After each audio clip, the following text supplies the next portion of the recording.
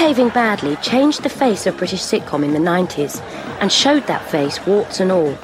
At its peak, 17 million viewers tuned in to watch the boys behaving badly and the girls taking their revenge. Our characters and connections take us through Hairspray ads and Quadrophenia in the 70s, all the way to Bob the Builder in the 90s. And there's the brave new world of laddism along the way.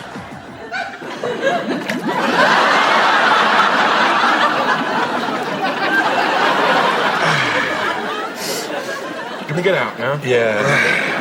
There was, a love that was involved between us all in those days as well, but still is, with that kind of the feelings we have for each other. We're really strong. We're really well bonded. We'd found each other and enjoyed each other's company to that extent.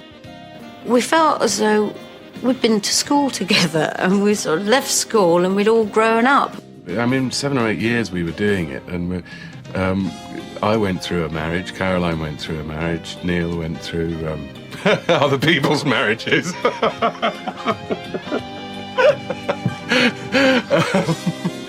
And of course, a huge support group. Because, I know it's tiresome hearing endless lovies queue up to say how much they love each other, but we do. Men Behaving Badly started life over on ITV in 1992, but finally made itself at home on the BBC a couple of years later. An orgy of laddism it may have been, but it was a grandmother who brought it to our screens. Beryl Virtue had never produced a sitcom before, and Simon Nye, then just a banker, had never written one. But it was the title of Nye's first novel that brought the two sitcom virgins together. There was this book called Men Behaving Badly, which I asked to see because I thought it might be an idea for a film. So I read this book, and it wasn't a film because it kind of wandered a bit, didn't actually end. But I thought that it would make a great comedy series. Beryl Virtue knew a bit about comedy, having started her career as secretary to Alan Simpson and Ray Galton, creators of Steptoe and Son. She was an agent for Tony Hancock, Spike Milligan and Eric Sykes, before going on to be executive producer on the movie of Up Pompeii and The Who's rock opera Tommy. Her impressive track record was enough to get her in to see the head of entertainment at Thames Television. Well, this very formidable lady, Beryl Virtue, came to see me clutching a book. And one of the things I vowed not to do too often was read books. I had enough scripts to read. So she said, would I read it? And I said, yes, and I'd come back to you in 3 months, hoping that would deter her. And of course it didn't, and I had to read it. And it was a kind of disjointed Men Behaving Badly. Obviously, Beryl had given it more thought than I had, because I didn't quite see the potential that she did. He said, well, I've read the book, and I like the book, but I can't see what you mean. So I said, well, I'll tell you then. And he said, no, you know what you're doing, you do it. So it was a huge compliment, but at the same time I was a bit unnerved, really. Which isn't surprising. ITV were taking a massive gamble on the untried writer, Simon Nye. I don't know who I thought wrote sitcoms, but so until my late 20s, I still didn't think that it was kind of for the likes of me to write sitcoms. I suppose I thought, like lots of people, I thought the actors sort of got together and made it up in a corner and then rehearsed it, and which is stupid, let's face it. So it took Beryl Virtue, the producer of Men Behaving Badly, to gently take me by the hand and tell me that I could maybe try and turn it into TV. Just in case the actors did have to make it up, Beryl Virtue decided that a big star was needed as insurance. But back in 1992, Neil Morrissey wasn't the man Beryl was looking for. The big name she wanted to sprinkle his stardust over her first ever sitcom was the brightest new talent on the box. I knew Harry Enfield well, and I asked him if he would like to star in this, because he was very well known then. And people were excited by him, and he'd never done a sitcom before. Harry Enfield may not have done sitcom before, but he was hot comedy property. After lending his voice to Spitting Image, he played Stavros, the nation's favourite kebab shop owner, then created the loathsome Loads of Money. It couldn't be long before he got a show of his own, and sure enough, Harry Enfield's television programme and Harry Enfield and Chums would go on to be a breeding ground for the best of British comedy in the 90s. Tim, you daft bugger, forget the crapola cooking. Totty's not impressed with all that new man bollocks. And the way to Totty's heart is through your wallet. Oh, that's the trouble. I'm a bit stony at the moment since I've lost my job at Sotheby's. A bit of a crossed line during a telephone auction. Flogged a Renoir to a minicab firm for £11. The way that Martin Clunes came to my notice was through Harry Enfield, actually. I know Martin Clunes took a bit of persuading because I think he'd done enough sitcoms to last him and he just couldn't bear doing another one. But we twisted his arm. So Martin Clunes came in courtesy of Harry Enfield, but his first ever television appearance was in an episode of a popular science fiction series of the day.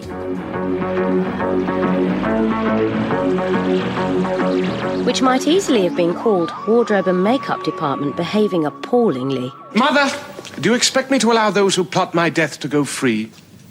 Your death? Isn't it obvious? Clunes had also shown his comedy assets playing alongside Maureen Lipman in his sitcom debut, All at Number 20. But then there's my ears. Monica said they were funny. Did she? What? Funny ha-ha or funny peculiar? One of each, she said.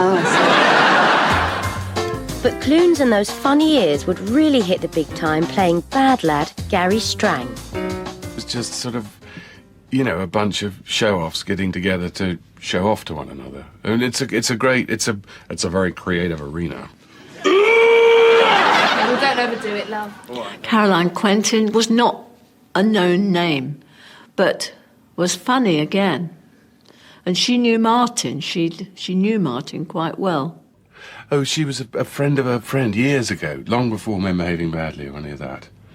And went to see her in a play, Our Country's Good. I used to go, and she flashed her bush in it. That's a tired old thing.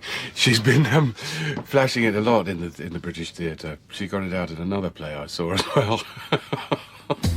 Caroline Quentin's journey to Gary Strang's flat began with tiny steps. In 1983, she was longing for love in Party Party and went on to make her sitcom debut in the forgotten BBC series Don't Tell Father. But the time she spent hanging out with the elite of Britain's early 90s alternative comedy set gave Quentin the push she needed. Now then, what I'm going to do now is gently lift you onto the bed. Now, you might experience a slight twinge.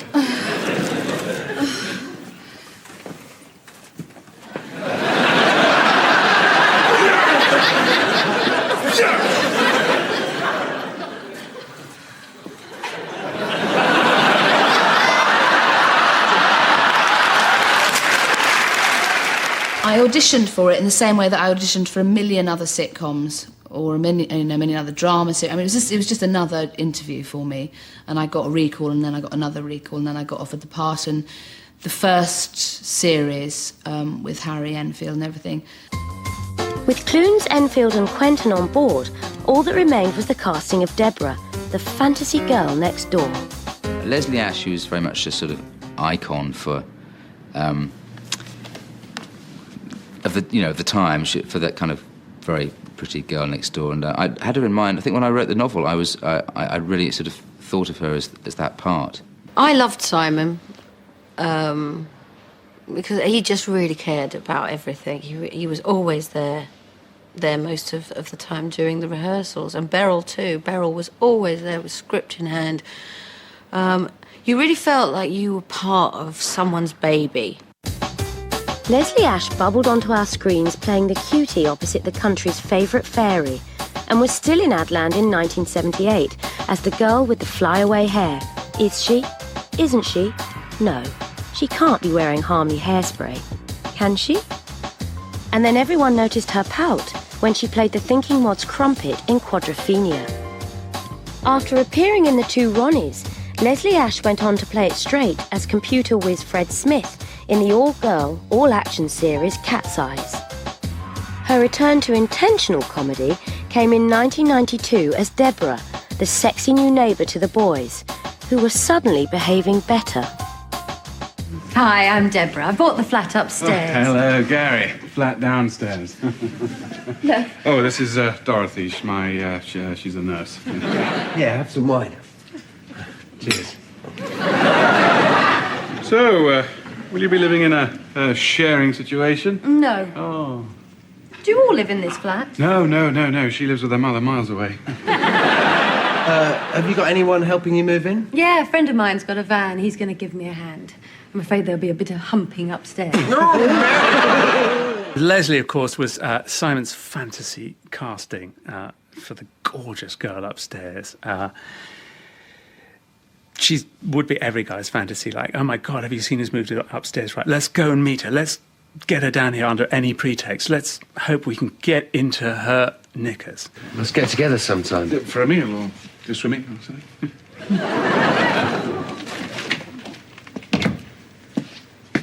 She fancies me. She fancies me. Men Behaving Badly got off to a flying start. Harry Enfield and the team attracted big audiences. Beryl Virtue's instincts were proved right, and ITV uncrossed its collective fingers. But behind the scenes, something had started to smell a bit off, and it wasn't coming from the fridge. I knew Harry wasn't very happy, and he had a lot of headaches during the first series, and I thought, I can't stand working with somebody who's really not very happy. I never did tell anybody that he'd said he'd only do one series. So when it got picked up for a second series, he said he wouldn't do it, and there was shock horror everywhere and surprise, but not from me, because I knew that. With Harry Enfield wanting to hand in his notice, the show's future was plunged into doubt. Beryl Virtue had to find someone new to pay the rent and keep the show on the screens. But as ever, she had a plan.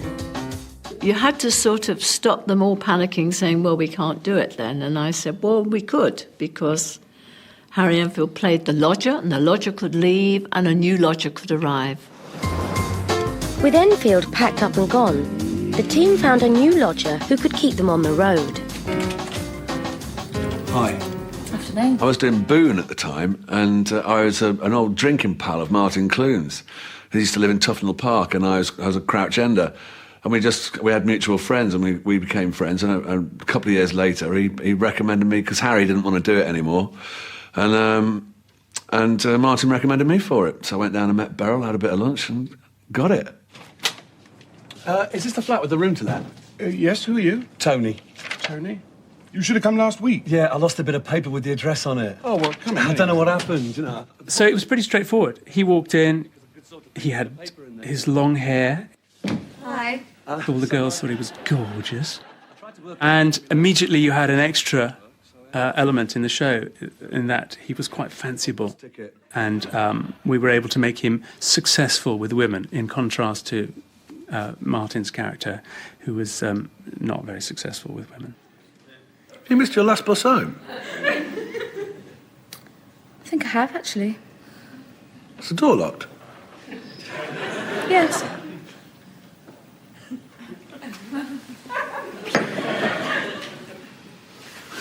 It was very funny when Neil started, because I'd known Neil from before and I knew Caroline before, but Neil and Caroline hadn't met before. And when Neil first started, Caroline was giving her usual sort of jip, and in Neil she found someone who wasn't afraid to bark back, and it was actually quite. There was no bad air, but you could see her going, "Whoa!"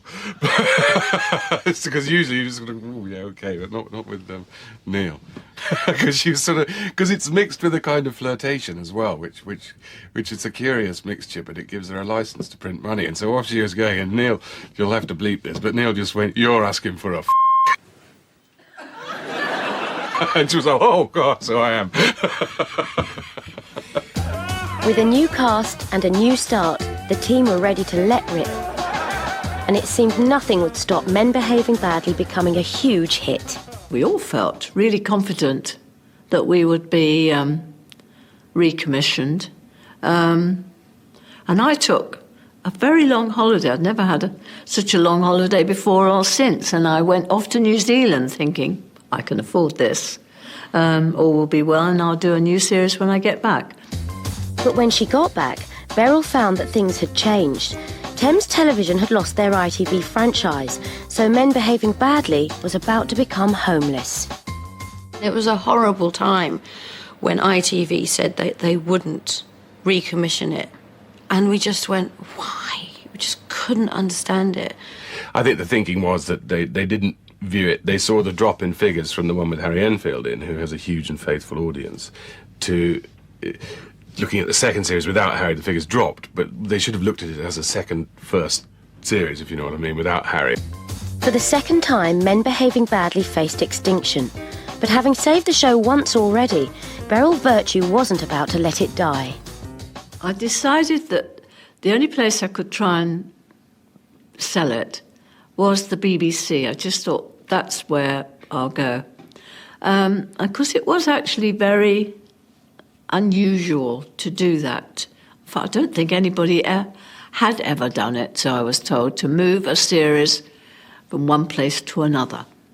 Beryl Virtue came to see me and said to me, I'm not sure what ITV feel about Men Behaving Badly. They're not very keen on it. What would you feel about taking it?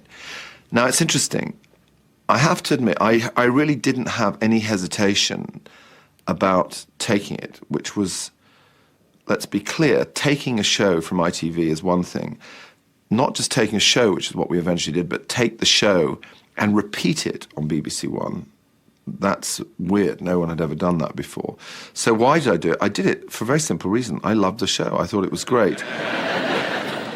Do you want another oyster? Oh, thanks, mate. I disagree with me. No, we don't. Getting a good sitcom is tough, I can tell you. So ITV having something good but not having realised its potential was already sort of appealing. The switch to the BBC gave the show new life and a new audience, and being broadcast later in the evening opened up a whole new set of possibilities. It was absolutely brilliant because we could go post-Watershed, because we'd kind of, quite quickly, within 2 series, exhausted the possibilities where you could say golly in a programme called Men Behaving Badly. We needed to cover the territory that the title suggested a bit more. I'm a wanker, I'm a wanker, and I just need good luck and bloody well should. I'm a wanker, I'm a wanker, wank, wank, wank, wank, wank, wank, wank, wank, wank, wank. It's odd actually because I don't want to shock. I'm really quite sort of conservative with a small c, and I do. But it just, if you're writing a show about young men, especially living on their own, you just got to tackle things like masturbation, you know. I think it was a mistake probably to put it out on Christmas Day.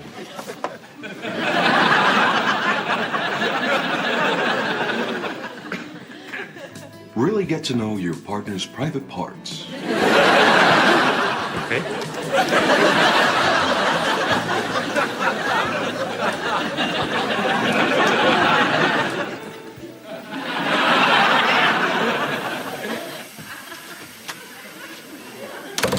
Hi.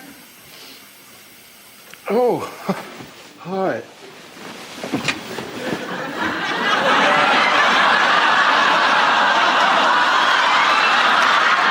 Now, that's a classic example of Caroline's hunger for humour, in that there was very little written about what happened to the sticky tissues.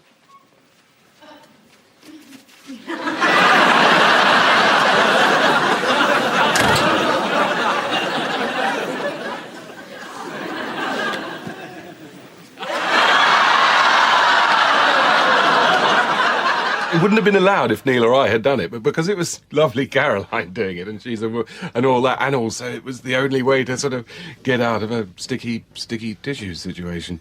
I'm sure a huge proportion of the audience were tuning in to see something more smutty than they'd ever seen on telly before. I mean, you can't get away from it. I mean, people like a bit of smut.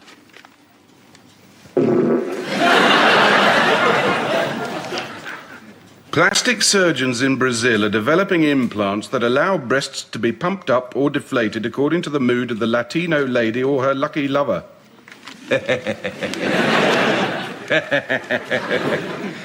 I'd say you couldn't go far wrong with hugely inflated. It's funny when you when you start a new series, you do it because you believe in it. You do it because it makes you laugh. That's what I thought about this. I thought it was different. It made me laugh. It turned out in the end to be something much bigger, and it took me by surprise, and I think I'm right in saying it took Simon and I by surprise, that we were apparently the beginning of laddism. What country's got the sexiest birds in it? Right, well, I reckon if you took a Swedish bird's buttocks, a German bird's breast, an Italian bird's face, and a Swiss bird's thighs, you'd have something for even the most hardened Eurosceptic. So did you get the opportunity to do much skiing down the old Pink Run, eh? Do what, mate? It was quite liberating to have these two guys saying what they felt, really, and enjoying themselves. You knew that it was a slightly self-deluded sense of enjoyment, and that there'd be a hangover and reality to deal with the next morning. But I think it was just people wanted to see guys having fun. But if the guys were having fun, Caroline Quentin in particular thought the girls should have some too. I felt that the women in it were either, were the butt of too many jokes that didn't. I mean, I felt also just selfishly there were no funny lines. I think Dorothy was actually just kind of some harridan nurse, and Deborah was just some bit of totty upstairs, and it really there was no irony in that.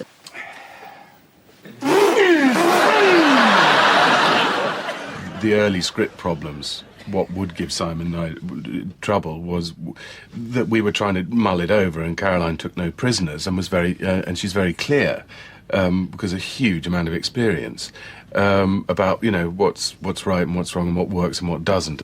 Initially, she did scare me into giving her some better jokes, which is completely what she needed really as a character, because it is quite easy for a man, particularly, to just think in terms of the man's lines. Although it's called Men Behaving Badly, the women in this series, they're strong, actually. Caroline Quentin, as Dorothy, is very strong. Hello. Oh, hi. Vodka and tonic for the little lady. She likes it on the rocks, but that's enough of our sexual problems. Dorothy, please fill this kettle with water when you have time. Dorothy, before you sit down, please defrost the fridge. Dorothy, please iron by Tuesday. Do you want to make that Thursday? Do you have any idea what it's like living with you, Gary? Yeah, it's like white water rafting. It's a bit of a challenge, but ultimately satisfying. No. Shall I show you? OK.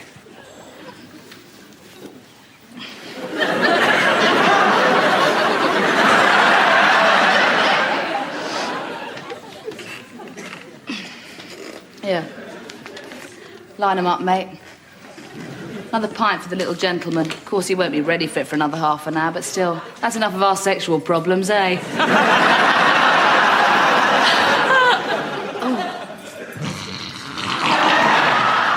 By the time the air cleared, it was the end of Series 7, and Men Behaving Badly went out in a blaze of glory.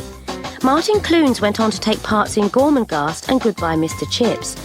But in 1999, he was back with his old mucker Morrissey in the one-off comedy Hunting Venus. Jesus Christ. Charlie. Hello, Simon. Surprised to see me. You've got bosoms. Of course. I'm a woman. Caroline Quentin and Martin Clunes teamed up again for the TV version of An Evening with Gary Lineker. And Caroline was in the right place at the right time to play Maddie in Jonathan Creek. How does it feel? Like I've been artificially inseminated with a supermarket trolley. How are you supposed to walk in a straight line with these I things? should have bought the manual, but I don't know where he keeps it. It's called a Steadicam. It's supposed to eliminate jerks. So does Clint Eastwood. I wouldn't want him strapped to my chest for the afternoon.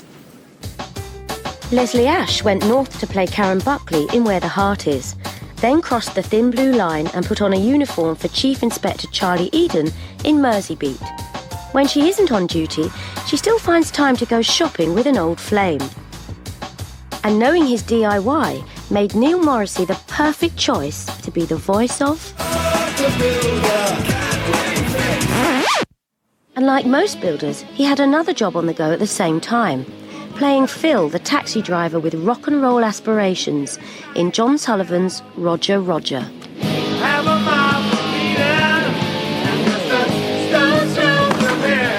As for Simon Nye, he was laughing all the way from the bank, creating Frank Stubbs Promotes for Timothy Spall, then teaming up again with Beryl Virtue and director Martin Dennis for Is It Legal?, in which Imelda Staunton ruled the roost in a dysfunctional lawyer's office. Ignoring the warning never to work with animals, he wrote Beast, starring Alexander Armstrong as a disgruntled vet.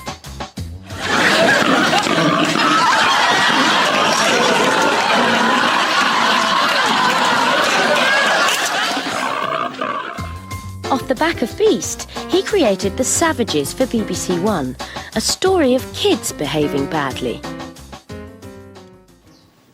What's that? A bunny. What's he doing? Nothing. That's because he's been nailed to a tree, isn't it? When he's not working with Simon Nye, Martin Dennis is teaming up with Beryl Virtue for Coupling, a tale of 30-somethings indulging in their own brand of misbehaviour. Look, I don't think this is such a good idea anymore. Oh, you're just getting all confused again. I tell you what, I'll take my clothes off. No, that's not going to work. Look, whatever you might think, whatever everybody might think, it just so happens I'm not completely shaved. I mean shallow.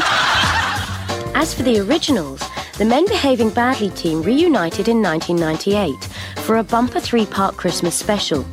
The boys had changed their ways, the girls were on top, and finally everyone was busy growing up. How come you turned me down for so long? Oh, I always liked the way you looked. I just had a problem with the things you did and the things you said. And I suppose if Dorothy's prepared to marry Gary, I might as well give you a try. What are you thinking? I was just wondering what colour your bush is. It was such fun doing it. It was just such fun to be so naughty. I tell you, it was the most brilliant job. To have such a good time, to really enjoy, looking forward to going into work and just having a laugh. I mean, I have to say, there's nothing better. There came a point where Simon said, I'm not sure what else I can write about the boys and the girls as they are now. And so when we ended the series, which was our choice, we thought we'd end while we were doing wonderfully well, which we were, and hopefully left people, sad that we'd gone, not glad that we'd gone. Hang on a minute, what's that over there? Stop the car. I think I'm going to be sick. Me too, actually.